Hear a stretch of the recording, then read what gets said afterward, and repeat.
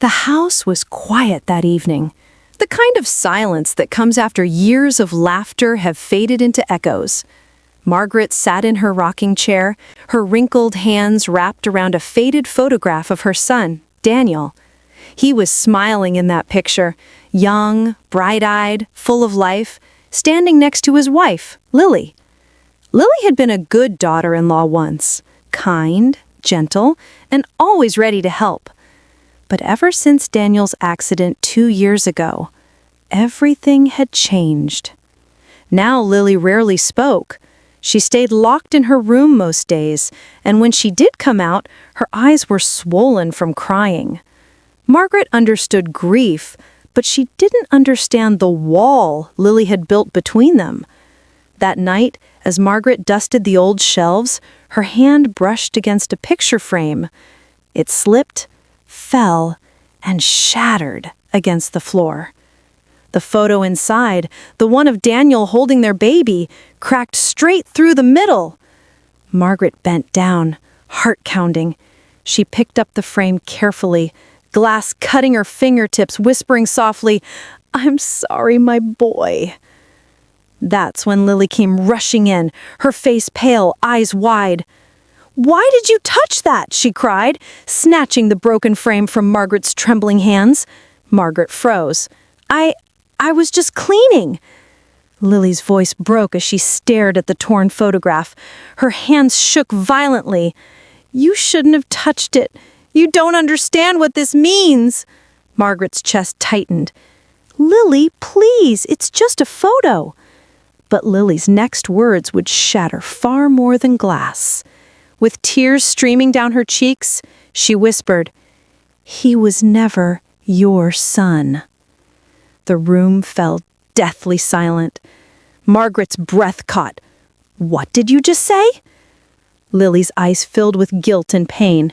She looked down at the photograph, then turned away, sobbing. And just like that, the fragile piece of that home broke, just like the frame on the floor. The next morning, Margaret sat by the window, her mind racing. Lily's words echoed again and again.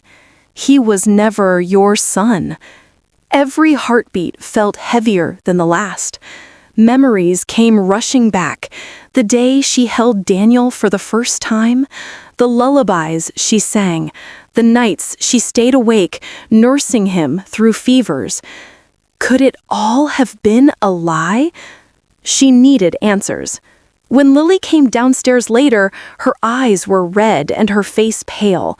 She looked exhausted, like someone carrying a secret for far too long. "Lily," Margaret said quietly, "what did you mean last night?" Lily hesitated.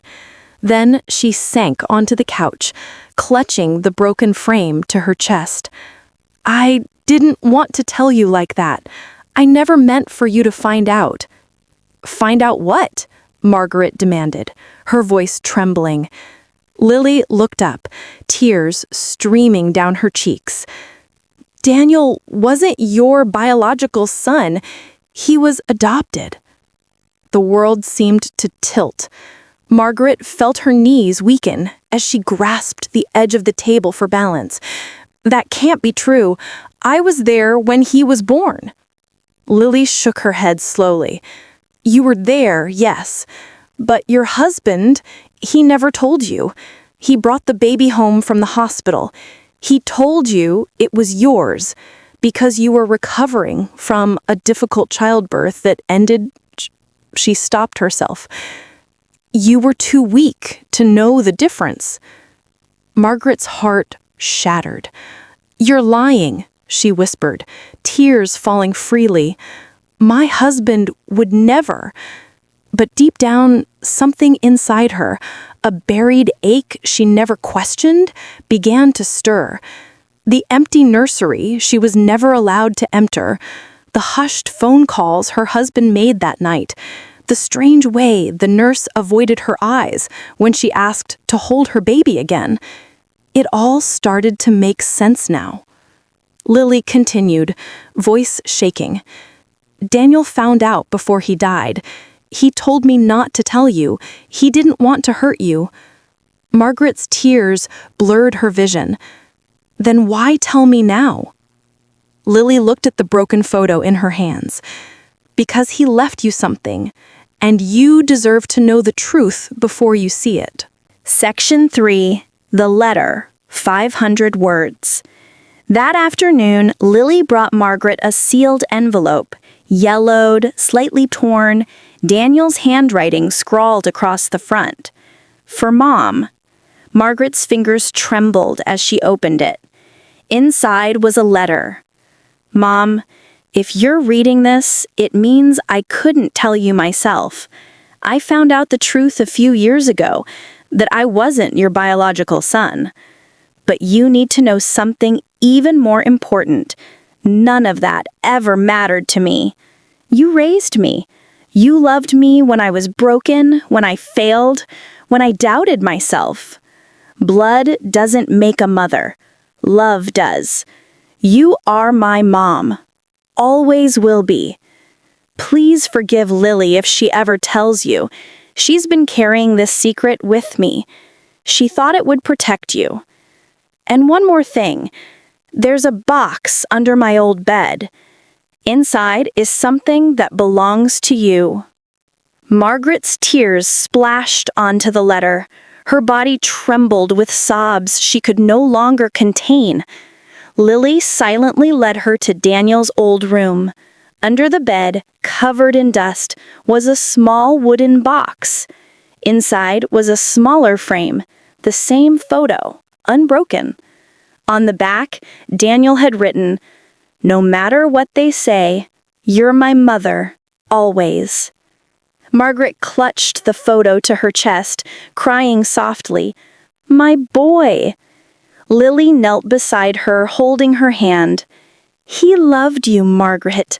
That's why he wanted you to know, so you'd never doubt what you meant to him." The air between them filled with the weight of love and regret. Finally, unspoken truth finding its way to the surface. Weeks passed, and the house slowly began to feel warm again. The pain was still there, but now it carried peace instead of confusion. Margaret spent her mornings tending to Daniel's favorite flowers in the garden. Lily often joined her, silent at first, until one day she whispered, "I'm sorry," for how I said it. Margaret smiled gently. Sometimes the truth breaks us before it heals us. Lily nodded, tears filling her eyes. He was right. Love makes a family. Margaret took her hand, and now we're still one. The broken frame had been replaced on the mantel, but Margaret kept the cracks visible beneath the glass. She said they reminded her that even when something breaks, it can still hold beauty and truth. As the sun dipped below the horizon that evening, Margaret whispered a prayer. For every mother who's lost, for every truth that hurts before it heals, let there be love strong enough to survive it. And somewhere, in the quiet wind that brushed against her cheek, she swore she could hear Daniel's voice, soft, warm, and full of love. "I was never just your son by birth, Mom. I was your son by heart."